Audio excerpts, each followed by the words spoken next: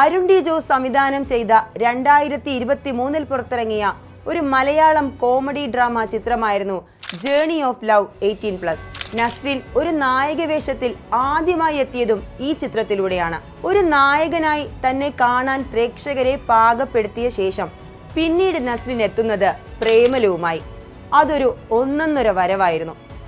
തണ്ണീർമത്തനിലെ കൂട്ടുകാരനെ നമുക്ക് മുന്നിലെത്തിച്ച ഗിരീഷ് ഏടി ആ പയ്യനെ നമ്മുടെ മുന്നിൽ സച്ചിൻ എന്ന നായക കഥാപാത്രമായി വീണ്ടും എത്തിച്ചു. മമിത ബൈജുവിനൊപ്പമുള്ള സച്ചിൻ റീനു കോംബോ കേരളവും കടന്ന് അന്യഭാഷകളിലും ശ്രദ്ധിക്കപ്പെട്ടു.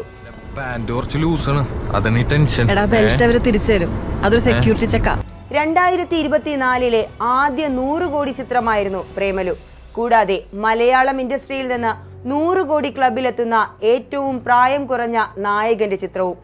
മലയാളം കടന്ന് തെന്നിന്ത്യയിലും നസ്രിൻ എന്ന യുവ കലാകാരന് ആരാധകരെ നേടിക്കൊടുത്ത സിനിമ കൂടിയായിരുന്നു പ്രേമലു. അങ്ങനെ പ്രേമലു എന്ന ഹിറ്റ് ചിത്രത്തിലൂടെ നസ്രിൻ തന്റെ നായക പദവി മലയാള സിനിമാ ലോകത്ത് ഉറപ്പിച്ചു വച്ചു.